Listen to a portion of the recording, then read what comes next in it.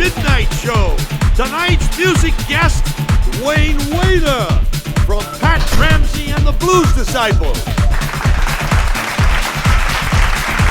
Good evening, ladies and gentlemen. Tonight's guest is Duane Waider, one of the more entertaining type musicians that we know of today. Hi, Wayne. How you doing, Ray? I'm good, pal. Great to see you at midnight. Yeah, well, you know, we like a late night thing. We want to make sure the kiddies are in bed.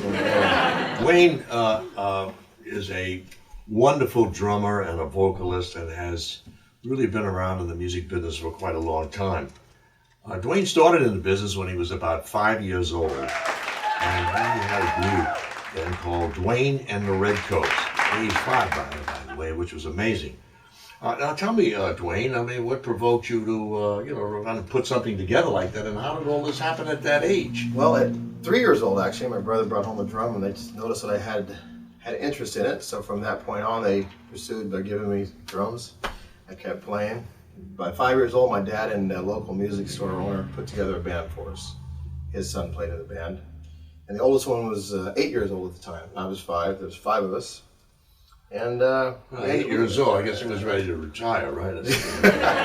All of that. Yeah, I guess. But yeah, so we stayed together about 7 years, and throughout that time, we ended up touring with bands such as the Turtles, the Raiders, Shadows of Night, Running Hermits, 5 Americans, and it was quite the deal. Quite the deal. Well, at that age, those are some pretty big rock group names during that period. I mean, that's just Iron Butterfly, one of my favorites, by the way. Yeah.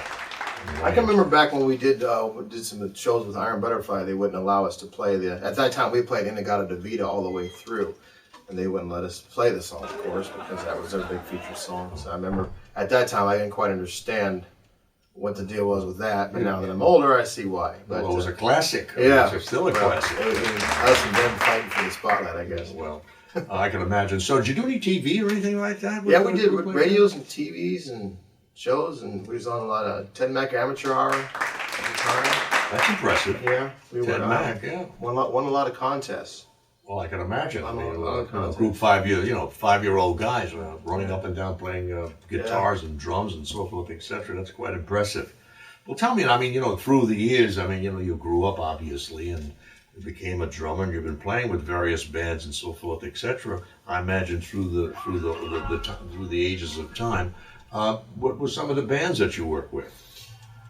Oh, so it was that from the Redcoats on. I was just with various bands throughout the country. I ended up did a couple years of college and went on to play with whatever bands were needing drummers at the time. I did a lot of touring at the time, and ended up relocating to Denver, Colorado, where I mainstayed for a while and did a band on there called the Jets, and they had a significant amount of notoriety. They did a couple albums, so on and so forth. That's where I really got. Regional type. Yeah, regional type band, and we did a lot of studio work back then. So you were in the studio. You Yeah. played for various groups. So I can imagine you would be. Yeah. With all of that experience that you had there, most people would probably call you up all the time. Did you do anything there, or in California, or was it all in Denver, or did you go to some of the other musical regions that we know of today? Yeah, pretty much I just did a lot of traveling. Like I say, most of my roots started in Denver in terms of the studio work.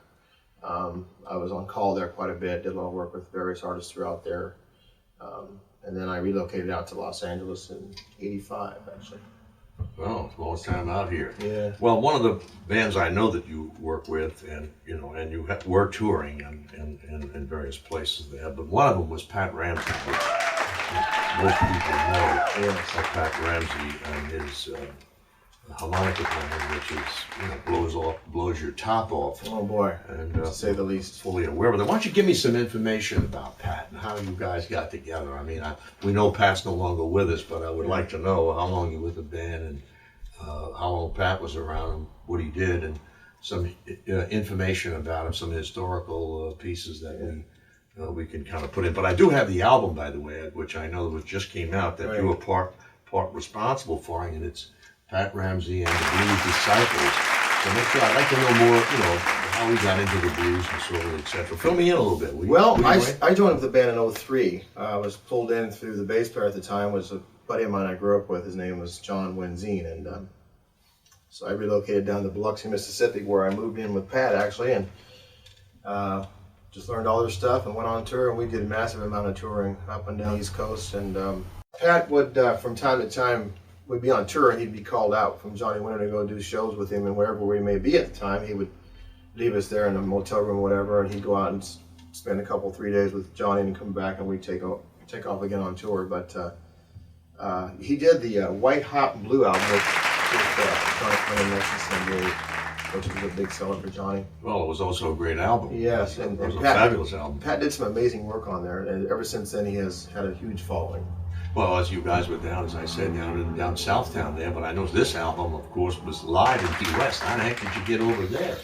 Key West was one of the few places that we played on a more than 1 or 2 night basis. It was a 5-night-a-week type deal, 5 or 6 night, I can't quite remember. But anyway, during that time, each night they would record straight from the board. Everything was live, of course.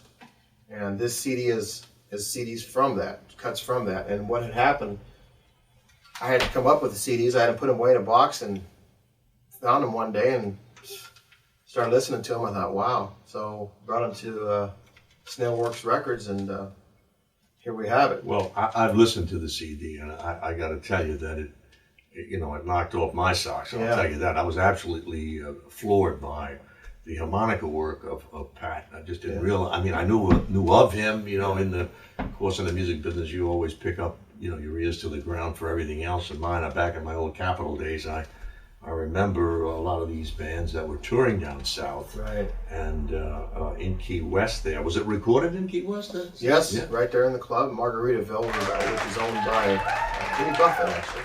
Oh, that's amazing Buffett didn't pick him up. Because, I know.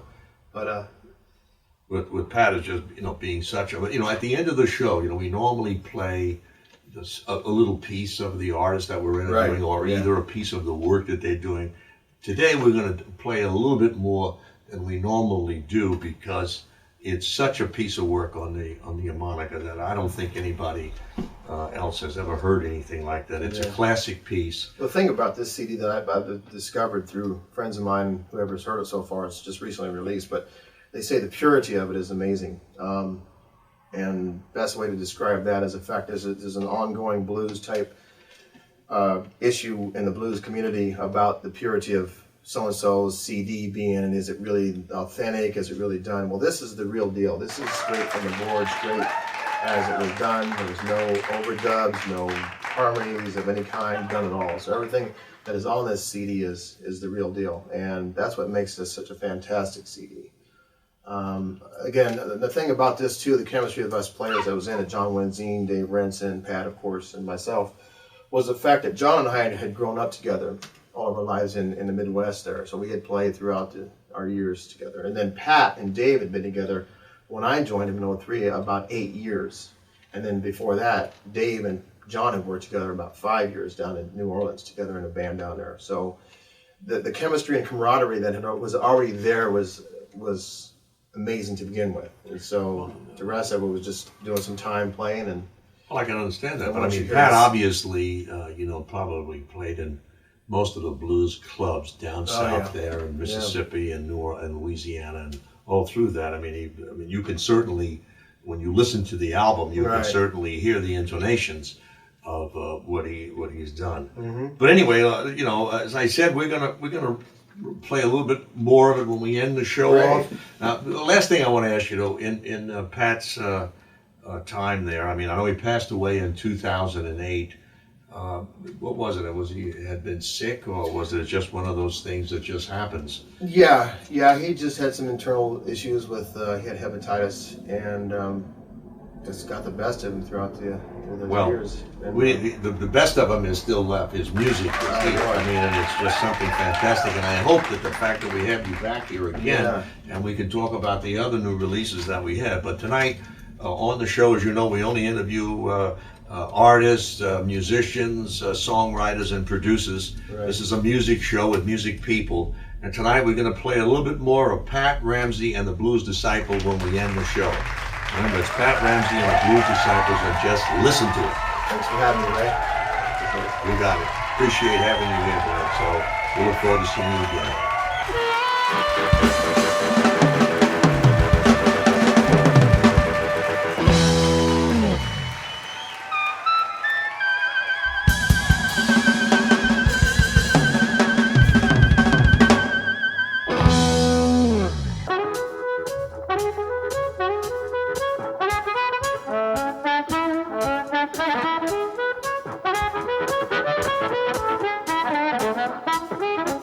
Yes.